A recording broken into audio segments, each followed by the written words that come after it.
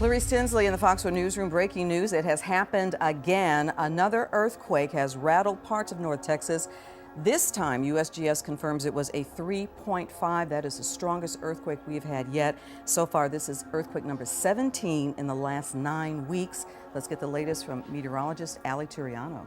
Clarice, as you mentioned, 17 earthquakes. The strongest we had up till today was 3.4 magnitude. So yes, this is the strongest we've had. Tonight, city leaders in Austin made some plans in case the drought gets worse.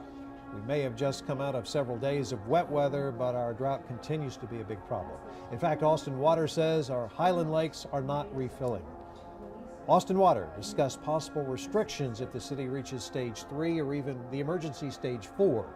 The utility says barring more rain, stage 3 restrictions could happen as soon as March 1st.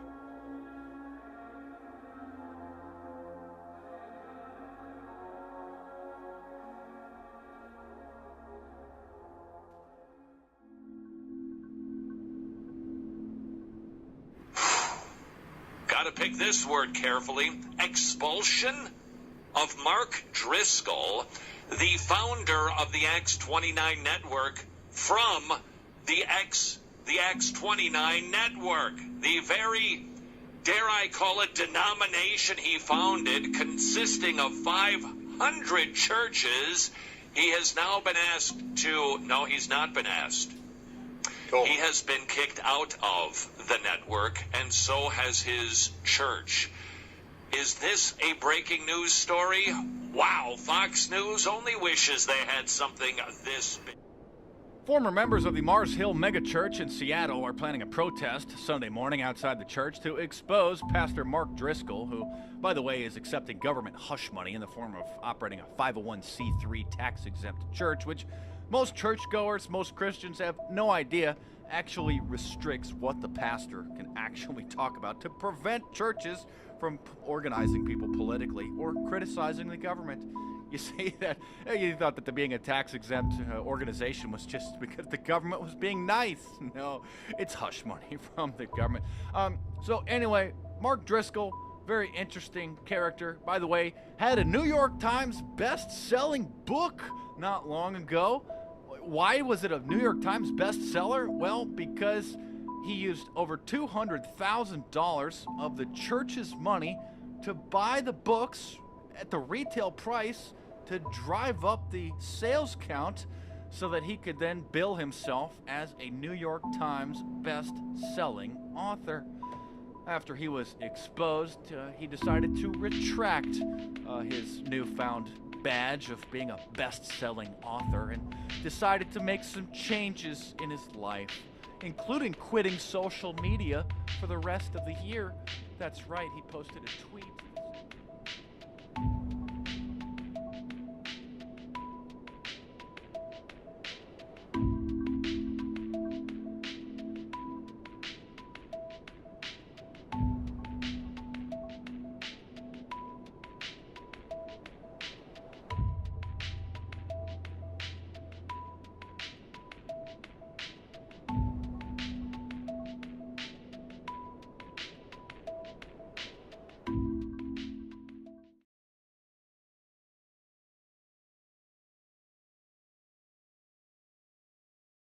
Hi, my name is Matt Chandler. I'm the lead pastor of the Village Church in Dallas, Texas. And really for the last 8 years, I have thoroughly enjoyed being a part of the ACT29 Church Planning Network. Long before I was president of the network, I was just actively involved in multiple different areas. And I wanted to explain why I felt compelled to get involved in the network and love being a part of the network to this day. ACT29 holds to 5 theological distinctives that we believe are necessary for not just human flourishing, but for churches to flourish. And so there was this grand mission to be a part of. There was deep-rooted theological conviction, which stirred my affection and hope for what a church could be. And so it becomes nearly impossible for me to create a straw man out of a style of ministry and attack it, because within the network, we have missional communities, we have very large kind of seeker-oriented churches, we have those who are much smaller, we have all these different styles. styles. You got rock bands and country bands and worship teams and liturgical settings, and you have all these different ways of fleshing out this rich theological truth.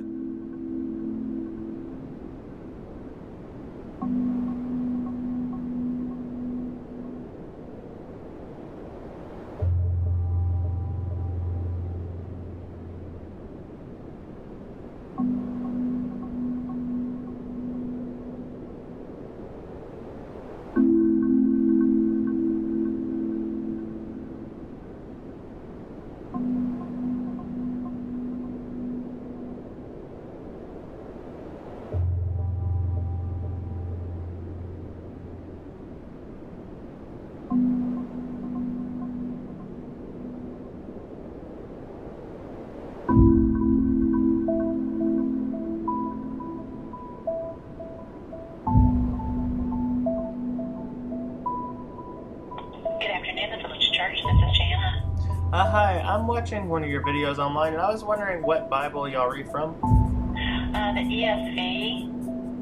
The ESV, is that what I should be reading along with if I'm trying to follow it? I think that's what Matt reads from. Okay, is Matt still the pastor? Yes. Alright, thank you, ma'am. Thank you. God bless.